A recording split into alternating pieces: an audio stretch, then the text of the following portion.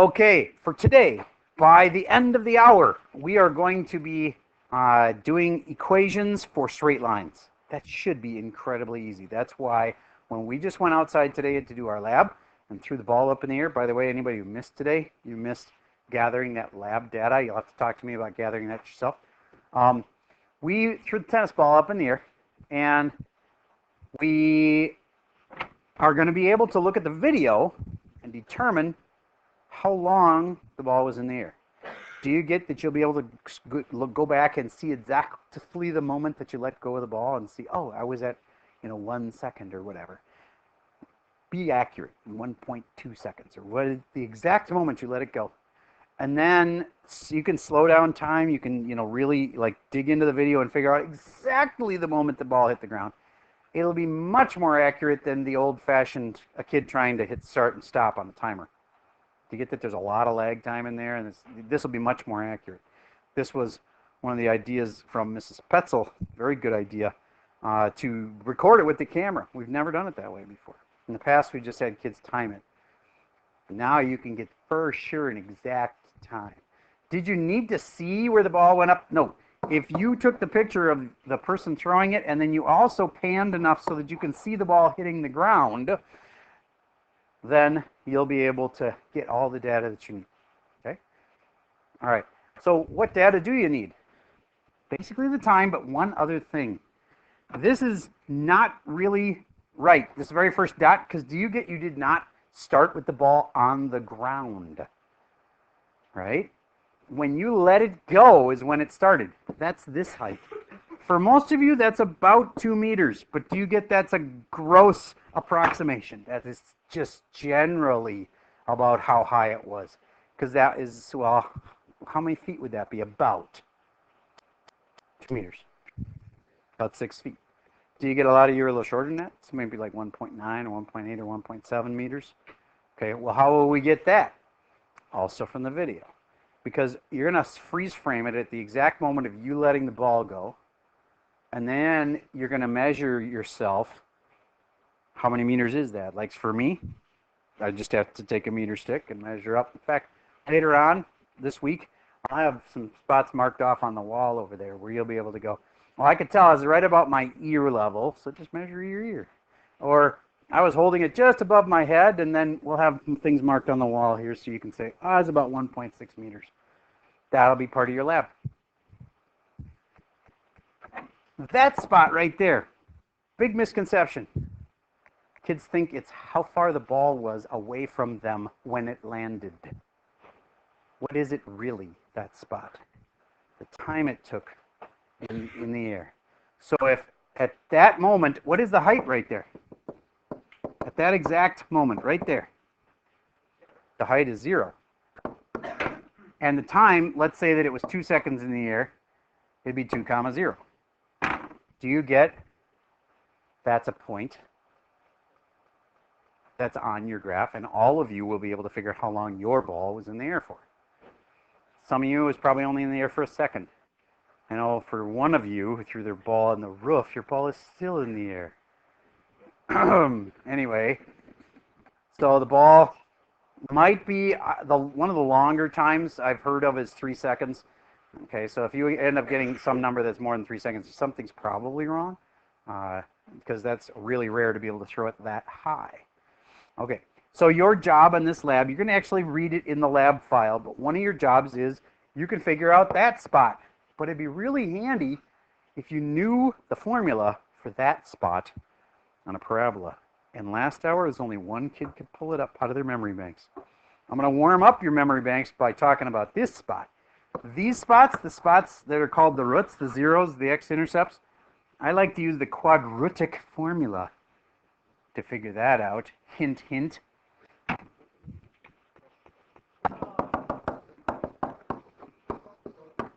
Very good. That formula tells you that spot. Do you get that you know the height at that spot?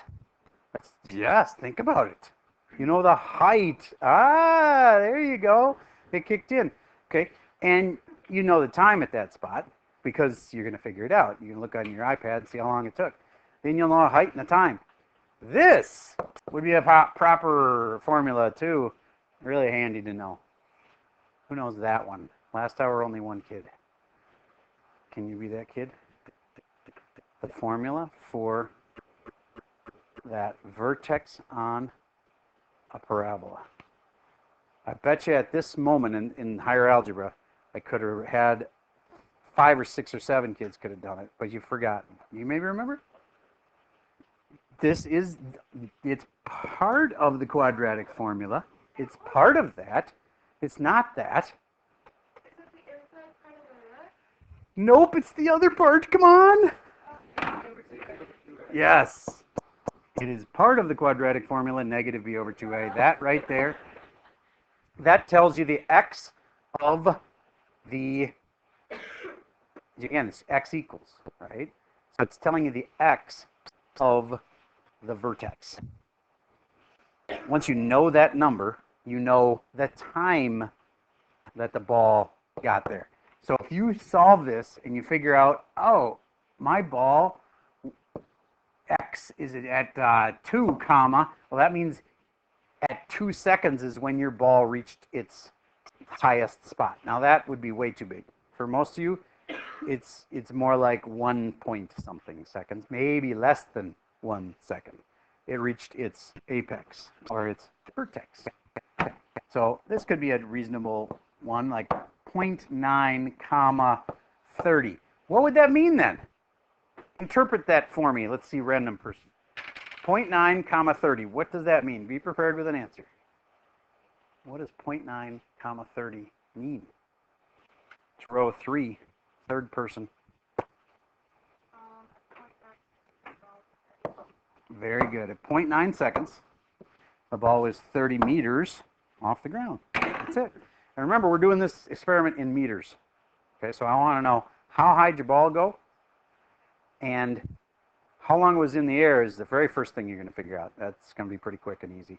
But once you have that, how long it was in the air, you'll be able to do some wizardry with these formulas. I don't want to tell you how. That's what makes it a lab. Now, when you're in honors, that's what gives you a challenge. You can figure out how high your ball went.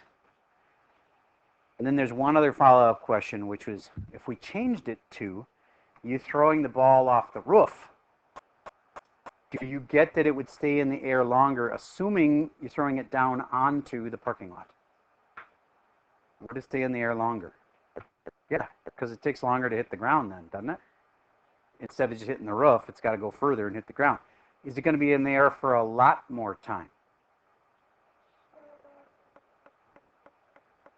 If it's in context of like 2 seconds, do you think it'll take a whole extra second to hit the ground? Let's think it through. At that moment, when the ball would have hit the roof, it just keeps going. Is it going fast at that moment? When's the ball going its slowest? At the vertex, because it stops moving actually for just a second, and then it starts coming back down. Okay. When's it going its fastest? Maybe right when you launched it, or right when it hits the ground. So do you get, if it was going to just go past hitting the ground and just keep going down into the parking lot below because you're on the roof, it would be actually going really fast at the end there. So it's not going to be much more time. That's a good question. Exactly. I brought this up in the other hour. I'm glad you did. What's your gut feeling on a tennis ball? Do you think, will it drop faster than a cat? What was the terminal velocity of a cat? We figured out 60 miles per hour. And a human? Hey, I paid attention. All right, nice work. Human? 120. 120. 60, 120. Yeah, she had the half ratio. Exactly right. Okay, so humans fall faster than cats. How about tennis balls? Any guess? Do you feel like a tennis ball would fall faster than a cat? Yes. Why do I feel like I'm in a Monty Python movie here? All right. So it doesn't have the fur of a cat, and therefore less wind resistance, and therefore you might think it might fall faster. Do you think the air enclosed in it would affect it? These are all good questions. Yeah, it does have fuzz. That's funny, the cat. All right. That's enough on that, because I don't want to help you too much, because it's a lab. All right. We're not going to do bald cat scenarios here.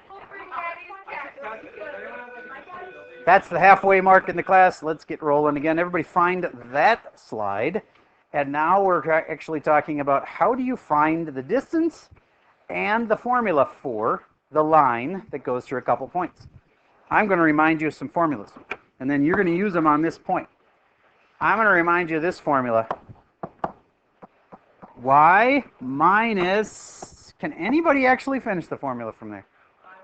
Y1, very good, equals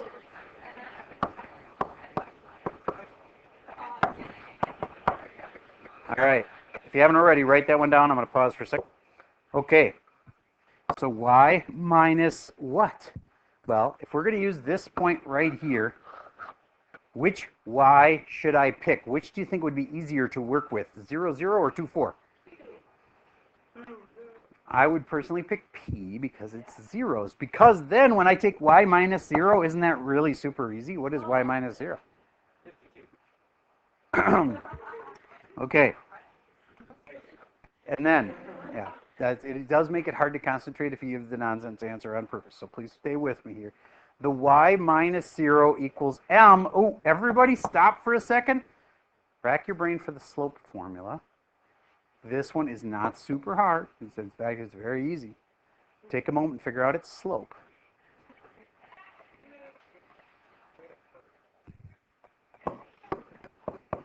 And then I have x minus the other x. Well, this x, which is 0. Sorry, the other coordinate. So hopefully you got that slope. Random person. Row 2. No, sixth person, which actually rotates around to you, Mr. QK. What'd you get for a slope on this thing? And you did 4 minus 0. Oh, I think what you did is you did it backwards, is my guess. And you thought it came out negative. But you know what? You end up with negative 4 over negative 2. And the negatives cancel. Final answer. Positive 2. Raise your hand if you had 2 as your slope. Okay. So there's a quick reminder about slope. And does anybody know the name of that y minus y sub 1 thing? Point slope. Very good.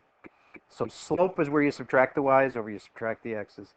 And I'm doing this very fast only because we have done this so many times. Top 20. You by now should have mastered this puppy through the top 20. All right. Then how about the distance? Remember the Fight Club? Then don't say it.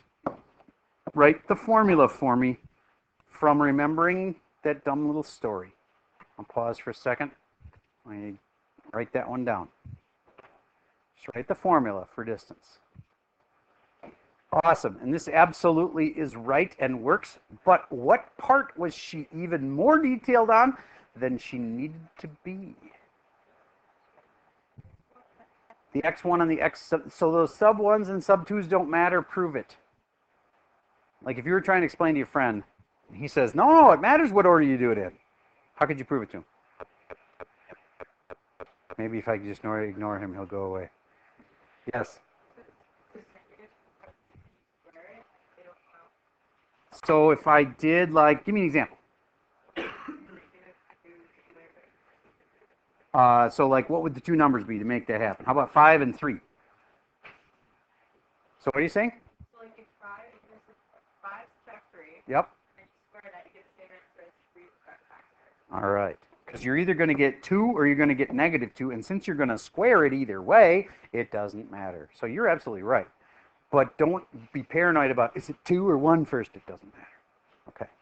All right. Good. That's the distance formula. I taught it to you as, do you remember? The Fight Club.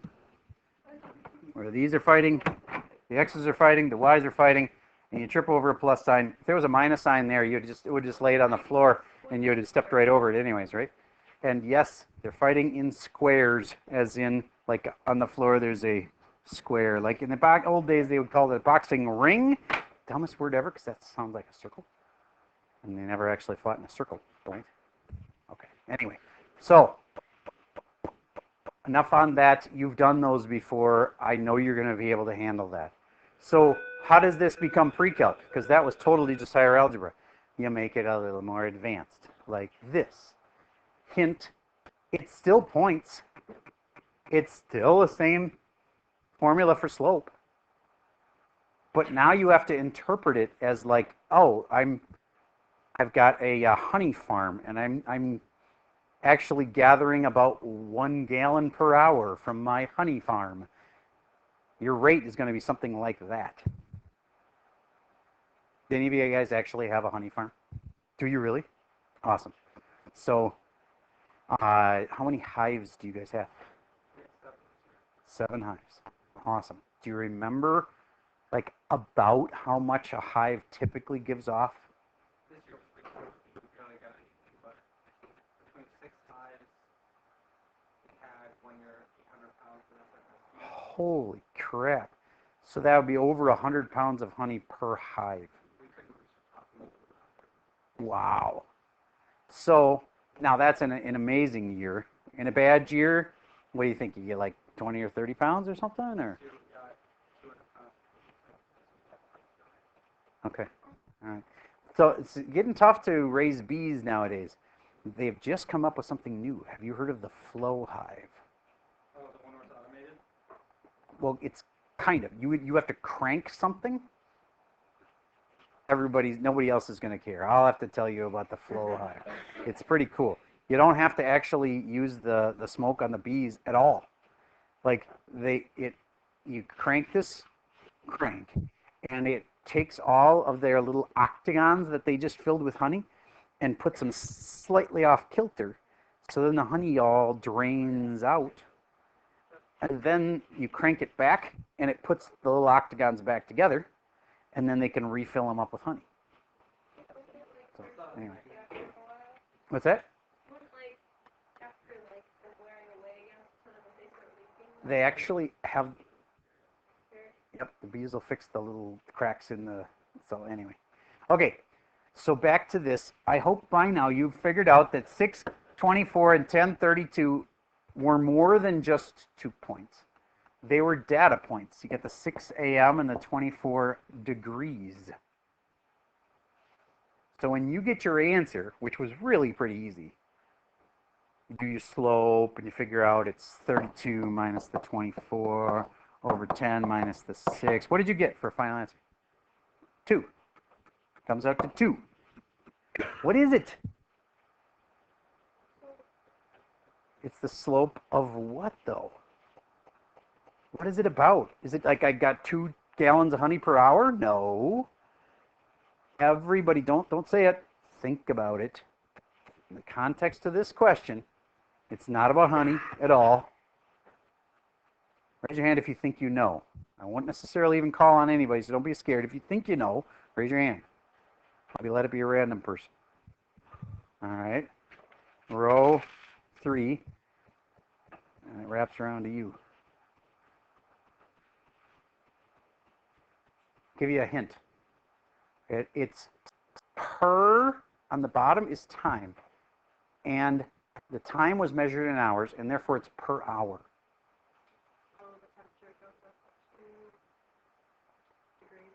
2 degrees per hour. That's exactly what it means then. It's a 2. But was it 2 gallons of honey per hour? No, it's 2 degrees that it went up per hour. Now, if you know that, that makes the end of the question really easy. Predict the temperature at noon. I'm going to pause for a second. You think that through. If it's going up 2 degrees an hour, we have to also assume that it keeps going that way. Even though in reality, it's not likely going to keep going up forever, right? Unless you're in the Badlands and it's getting closer and closer to the hot time of the day. It doesn't just keep going up forever, but. All right, ZL. Raise your hand if you had 36 as your answer. He is correct. All right, awesome. Then, at some point in the day, the temperature starts going back down again. You know what I'm talking about? Here in Minnesota, have you noticed it keeps getting warmer even past noon, even past 1, past 2, even past 3 o'clock. A lot of times our hottest time of the day is like 4 o'clock. if I look on today's weather, for example, it says that our temperature is going to peak today. It looks like at 3 p.m. At 4 p.m. it starts dropping.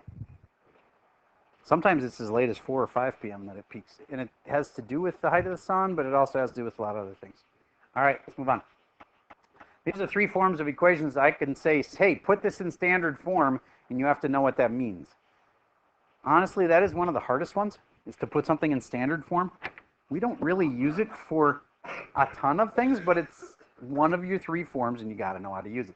So just for a little practice on this, that's not in standard form. Look at the standard form thing. What does it have to look like to be in standard form? X is supposed to be first. Yeah, so how are you going to get X to be first? Everybody go ahead and put this thing in standard form. This is in slope-intercept form because I got the slope right here and I got the y-intercept right there. And as soon as you do Mr. A.S., you told me what to do and you were right. What do? Once you do that, you've put it into what form? Standard form, you're right. One thing that you probably don't know, maybe you know, if there was a fraction in it like that, you're not allowed to have fractions in it like that. If the problem was like this, it would be kind of a trick question because you'd think you were in standard form, but who can tell me something smart I could do that would force it back into standard form if I had that little problem? Yes? Yep. How do you do that? Yeah, just have to times everything by 4. Now some of you are going, where did that 1/4 come from? I made it up. My point is that sometimes you're in a problem like this and you subtract 2/3 x from both sides and it isn't just instantly in standard form because you got the 2/3 in it. It's close to standard form, but how would I have to fix this one? Multiply everything by 3. Then it'd be in standard form. These numbers can't be fractions. Another way to say that is they must be what? Nope, whole number is not the right word, but it's really close. It's like whole number is what you used in elementary school.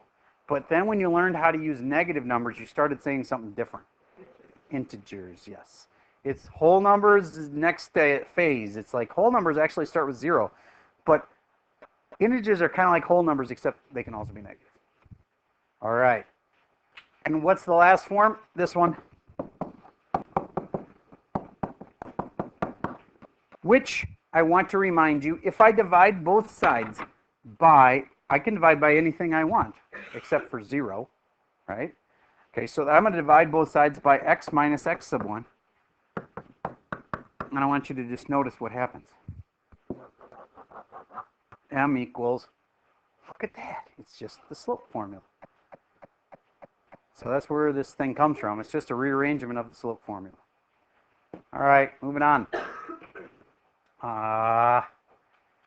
Here's a set of problems where they say graph it. I hope you'd be able to graph y equals 3. It is a little confusing for people because it's either this red one or it's this green one. Which one is it, the red one or the green one? The red one. The y equals 1s are horizontal ones, remember? All right. So it would look like that. And this one you've been graphing since, like, I don't know, 4th grade probably, maybe 5th. That should be easy because it's got a, what form is this in again? Slope, what? Slope intercept. And so I got the slope, but I got the y-intercept. The y-intercept's -1, slope of 3. It's pretty steep, so kind of looks like that. You could do that, couldn't you? What if you forgot? What if you kind of went brain dead on that? What'll save you every time? XY chart.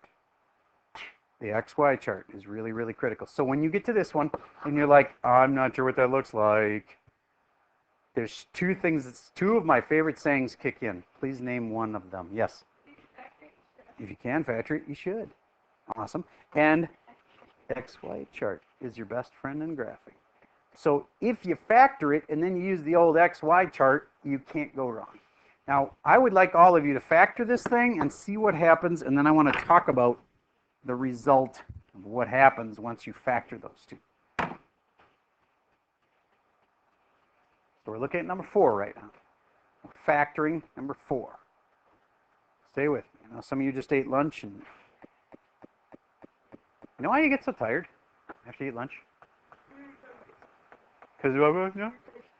Yes, but what about digesting makes you tired? Is it like exhausting to digest food? It actually requires a fair amount of blood.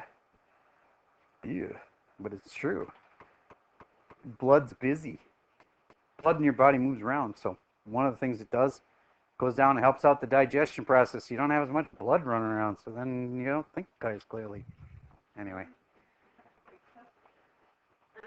Yes. It would pretty much be considered child abuse to make you do math after lunch. Right? Did you get that factored? Because if you can factor it, you should. And then that cancels, but then do you know what that means? Okay, cancels, but it makes something special on your graph. Your graph isn't just y equals x plus 2. It's got a hole. Very good. And the hole would be when you would have put in 2, because do you get if I put in 2, the bottom crashes? Top doesn't. Top just turns into 0. But the bottom, 0 on the bottom, that's not supposed to happen. So where's the hole?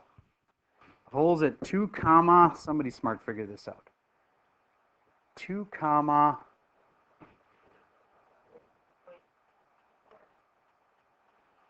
two comma 4. Because if we go back to the original equation and put in a 2, yeah, it's just going to turn into 0. But that's not where all the holes, every hole ever is not always at 0. You put it in this equation to figure out what y must be.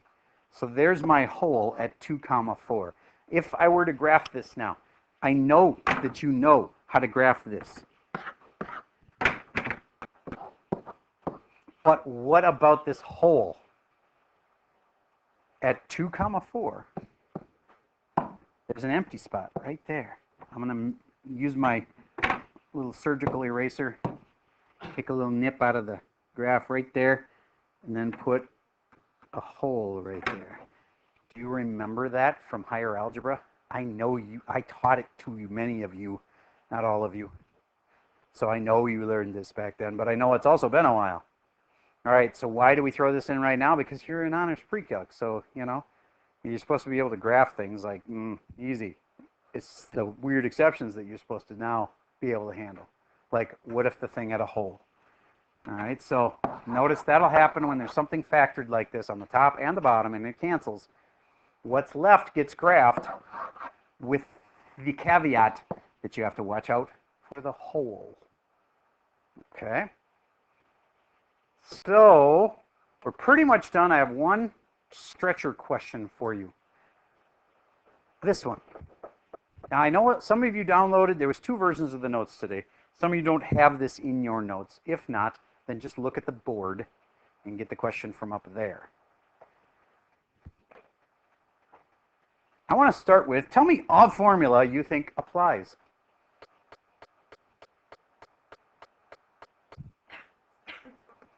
Distance formula.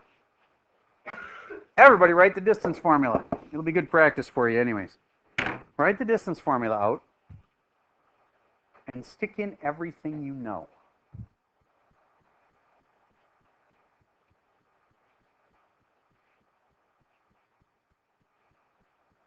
Pause for a second. Write out the distance formula, and it told you a bunch of things that you can put into your distance formula, and then you could solve it. It's that simple. I'm going to give you some time. Tell me how to start.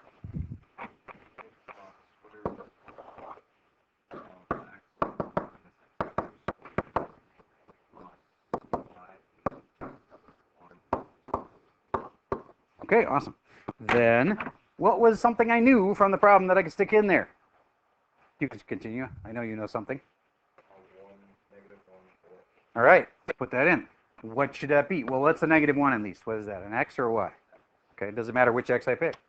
Nope, doesn't matter. So if I really want to make it extra smart, I want to put it there. You know why? Because then that turns into x plus 1, which is kind of nice. Then, how about the y? This 4, where should I put that? Yeah, I'd probably put it in this one, just because 4 minus y will look better than y might. Well, actually, maybe I should actually put it over here. It doesn't matter, though. Okay, maybe I'll put it there. And then there's one more thing you know. Come on, what else do you know? Yes? 5. Yeah, the distance is 5. So I'm going to put that in. Here's 5. What fact haven't I used yet? Y equals... So if y equals 2x minus 4, do you see a y anywhere? Well, look at there. There's a y right there. What's y equal to again? 2x minus 4 says it right there. Now, I know some of you that's confusing, but how about this? Would you agree that I have an equation right now? Whoa, sorry. I have an equation right now here. I better rewrite it so you can see it easier. 5 equals square root of x plus 1 squared plus y minus 4 squared. Do you get to have an equation that has an x and a y in it? I'm going to square both sides just to make my life a little easier. 5 squared is 25 equals x plus 1 squared plus y minus 4 squared. Does that look like anything to you? I see it. I see something. What shape is that? It's a circle. It's a circle with a radius of what? That's an equation for all the points that are 5 units away, like have a radius of 5, from some center point. I think it might be that point right there. Now, if you were to graph it, do you get it would be a circle? And it would be 1 to the left and up 4 would be like a dot right there, and then it's kind of like that. And what's this other thing that I'm supposed to be comparing it with or putting it with? Y equals 2x minus 4. Is it possible that the graph of the other one might go like this and they might not even touch each other? Is that even possible? Yeah, it's possible. Is it more likely that those two would cross like that and give me 2 answers? Yeah, it's probably more likely. They wouldn't just have a no solution at the end of this whole thing. So how do you find where 2 equations cross each other? Good. You set them equal to each other. If they were both set y equals this and y equals that, it'd be easy to set them equal to each other. Other option, if I just gave you 2 equations and said solve, I think most of you would find a way to solve this. You can do that thing where you solve it by elimination. You can do the one where you graph both of them and see where they cross. You could also do the one called what is that last one? Substitution. Do you get that's what I was suggesting in this other one, is that we substitute that y equals 2x minus 4. All right. That was a hard one, but yeah, this one's got word problems in it. Next test might have a word problem in it. Get used to not knowing what to do right away, trying stuff, making sure that you've turned over every rock. All right, they're not going to be super easy. All right, your homework for tonight isn't that bad, though. Homework is actually pretty darn easy. On this one, we are going to do the first one, skip the middle one, do that one. So we're starting on the pink page. Next, this page. I think this is easy enough stuff. We're just going to do the top one, skip the others. Oh, wait, I'm wrong. I want you to do the middle one. Sorry. Do the middle one. Skip the first and the last. Okay, on this page, do both of those.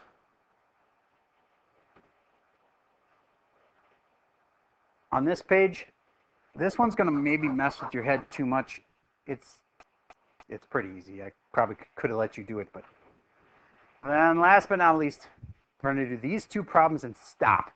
So if you draw a line under this one, that might remind yourself to skip everything after that problem. Now, word to the wise. I haven't graded homework in a while. This is stuff that's from the top 20 and is pretty easy, and it would not be too tough to do your homework, especially with an answer key, for Pete's sakes. So get your homework done. Higher than average probability I'll be grading it tomorrow. Okay. All right. And that's all I have for you for today.